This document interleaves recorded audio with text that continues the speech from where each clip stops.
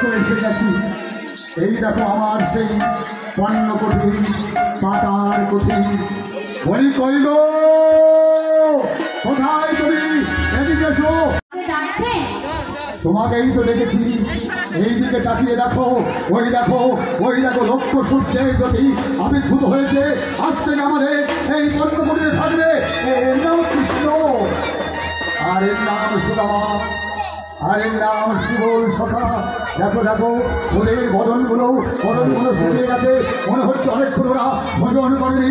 তুমি ওদের কিছু সেবার ব্যবস্থা করো।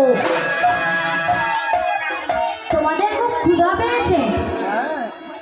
হ্যাঁ গুরু মাতা, আমাদের মধ্যে ক্ষুধা পেয়েছে। দেখো দেখো দেখো, আমি তুমি এদের কিছু সেবার ব্যবস্থা করো। আমি ততক্ষণ আমার চা নাগরিক আমি সেরে নেই। কেমন? বেশ, তাই হবে। তোমার নাম কি বলো?